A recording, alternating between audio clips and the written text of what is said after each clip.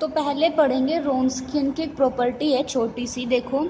Late Wronskian of x1 and x2 is equals to 0 for all t belongs to interval i। Interval के हर एक point के लिए x1 और x2 का जो रोन्स्कियन है वो 0 होगा and x2t is not equals to 0 on interval i।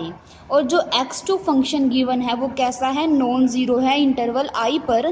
तो हमें क्या शो करना है, then x1 and x2 are linearly dependent on i, कि जो x1 और x2 दो फंक्शन होंगे वो कैसे होंगे, लीनियरली डिपेंडेंट होंगे।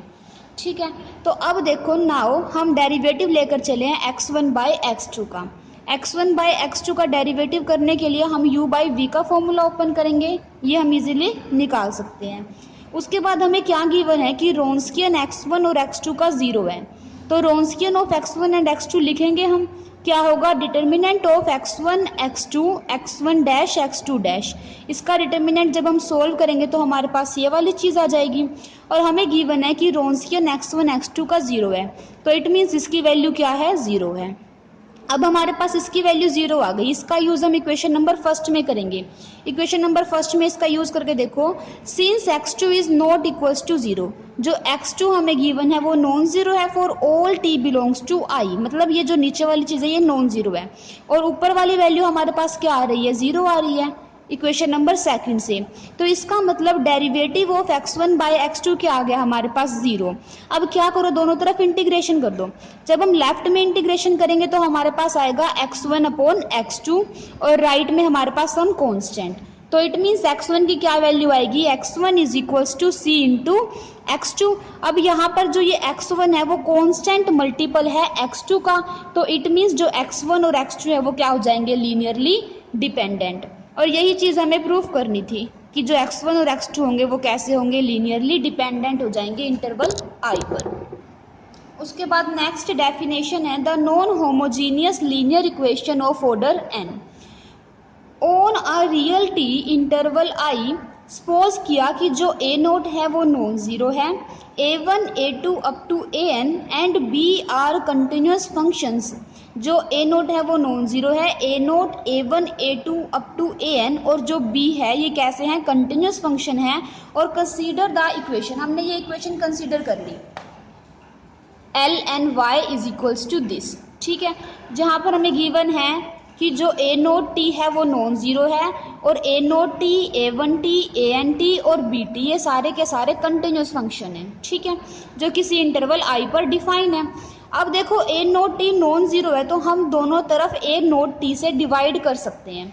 तो हमने यहाँ लेफ्ट में भी ए नोट टी से डिवाइड कर दिया और राइट साइड भी ए नोट टी से डिवाइड कर दिया। ठीक है, दिस इक्वेशन इज कॉल्ड, ये जो इक्वेशन नंबर फर्स्ट है इसे क्या कहेंगे, this is a non homogeneous linear equation of order n। ठीक है, अब ये नॉन होमोजीनियस कब कहेंगे इसे, अगर बी टी हमारे पास नॉन ज़ीरो हो।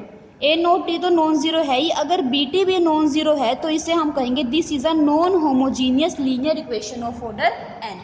अगर हम इसे सिस्टम के रूप में लिखे तो देखो, the system associated with this equation first is given by. अगर हम इसे सिस्टम की फॉर्म में लिखे तो हमारे पास कैसे लिखा जाएगा ये, d y by d t is equals to a t y plus b t, जहाँ पर जो ए टी मैट्रिक्स होगी वो क्या होगी, दिस मैट्रिक्स। ठीक है, इस मैट्रिक्स को कंपेनियन मैट्रिक्स भी बोलते हैं। तो यहाँ पर जब हम ए टी की ये वैल्यू रखेंगे और बी टी की ये वैल्यू रखेंगे तो हमारे पास इक्वेशन नंबर फर्स्ट ही आ जाएगी। ठीक है, तो इसी इक्वेशन नंबर फर्स्ट को हम क्या बोलेंगे, this is a non homogeneous linear equation of order n। तो ये आपके पास डेफिनेशन थी। अब उसके बाद नेक्स्ट थ्योरम है रिडक्शन ऑफ ऑर्डर पर based. Let if φ1 is a solution of Lx, अगर φ1 सॉल्यूशन है इस सेकंड ऑर्डर इक्वेशन का, where a note t is not equals to 0, जहाँ पर ए नोट टी है वो not equals to 0, it means ये नॉन ज़ीरो है for any t belongs to I, किसी पॉइंट टी इंटरवल आई का है। ठीक है, उसके लिए ये नॉन ज़ीरो है। And φ1 t is also non zero for any t belongs to I, then the transformation phi is equals to φ1 u। तो जो ये ट्रांसफॉर्मेशन होगी phi is equals to φ1 u, phi1u reduces the equation first to the first order equation। तो जो ये transformation है ये क्या करेगी, इस फर्स्ट ऑर्डर इक्वेशन के ऑर्डर को रिड्यूस कर देगी। ठीक है, हमें ये वाली चीज़ प्रूव करनी है। और जो फर्स्ट ऑर्डर इक्वेशन आएगी after reduces the order, order के रिड्यूस करने के बाद तो वो हमारे पास ये वाली आएगी। ठीक है, where v is equals to, यहाँ पर हमने v का यूज़ किया है तो v क्या होगा हमारे पास u डैश। ठीक है, and the second solution phi t, और जो सेकेंड सोल्यूशन फाई टी होगा किसका, इक्वेशन नंबर फर्स्ट का इंटरवल आई पर, उसकी वैल्यू ये होगी। ठीक है, आप दोबारा रिपीट करें स्टेटमेंट को। If phi one is a solution of this equation, phi one solution है इस second order linear differential equation का, जहाँ पर a note t non zero है, फाई वन टी भी नॉन ज़ीरो है। ठीक है, देन द ट्रांसफॉर्मेशन, जो ये ट्रांसफॉर्मेशन है phi is equals to phi one into u, ये ट्रांसफॉर्मेशन क्या करेगी, इस फर्स्ट ऑर्डर डिफरेंशियल इक्वेशन के ऑर्डर को रिड्यूस करके फर्स्ट ऑर्डर में कन्वर्ट कर देगी। यहाँ पर ये सेकंड ऑर्डर डिफरेंशियल इक्वेशन है तो इसके ऑर्डर को रिड्यूस करके इसे फर्स्ट ऑर्डर में कन्वर्ट कर देगी। ठीक है, तो हमारे पास ये वाली इक्वेशन आ जाएगी इस ट्रांसफॉर्मेशन का यूज़ करने के बाद। ठीक है, जहाँ पर v की वैल्यू गिवन है। अब देखो फाई वन एक सोल्यूशन तो इसका हमें दे रखा है, और जो अनदर फाई टू सोल्यूशन होगा इसका वो इस फॉर्म का होगा। हमें ये वाली चीज़ प्रूव करनी है। अब देखो let phi is equals to phi one u, phi क्या है, फाई वन यू गिवन है। देन वी हैव, तो हमने डेरिवेटिव किया इसका वन टाइम, इसका डबल डेरिवेटिव कर दिया। ठीक है, तो अब क्या करेंगे, फाई डैश निकाल लिया हमने, फाई डबल डैश निकाल लिया। अब इक्वेशन नंबर फर्स्ट में एक्स डबल डैश की जगह हम पुट करेंगे phi double dash, x dash की जगह हम पुट करेंगे फाई डैश, और x की जगह हम पुट करेंगे फाई। फाई हमें क्या गिवन है, फाई वन यू। ठीक है, तो हमने x की जगह हम पुट करेंगे फाई वन यू।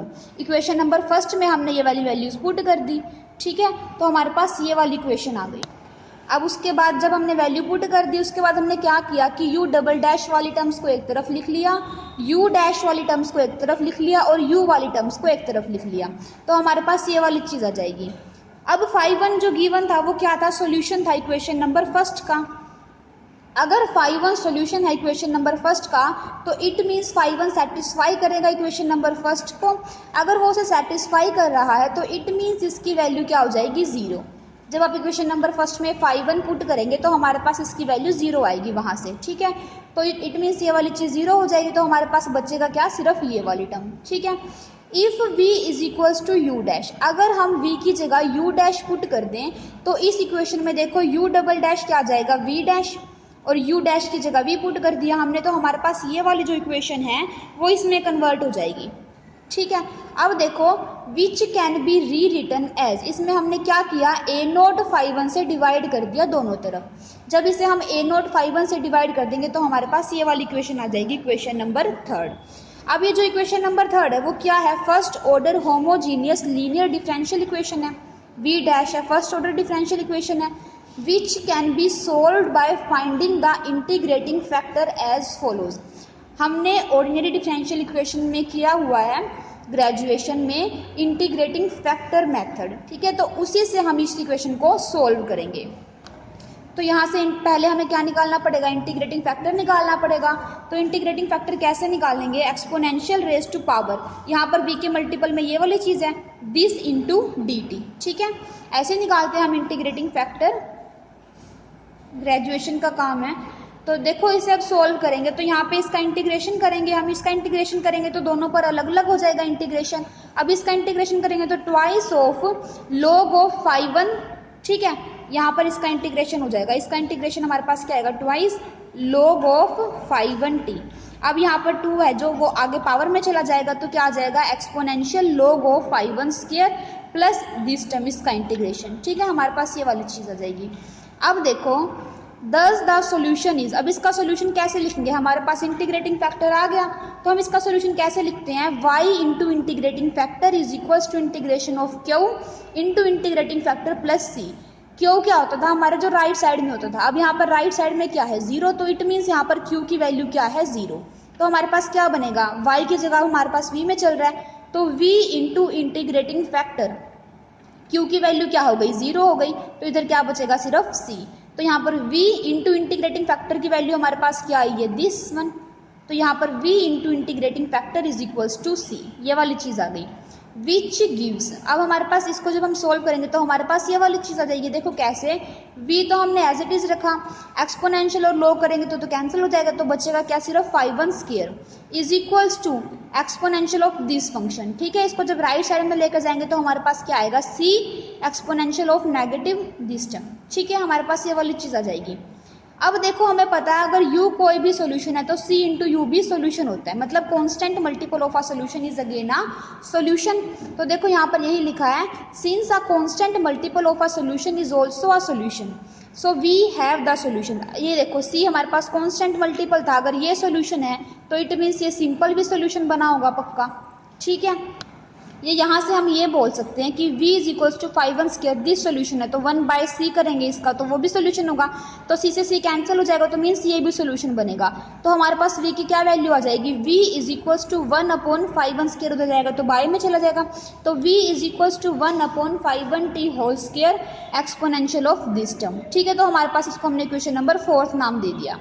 अब देखो u डैश की वैल्यू क्या थी, v पुट किया था हमने, तो यहाँ पर हमने अगेन क्या किया, अब v की जगह u डैश पुट कर दिया। ठीक है, v is equals to u dash.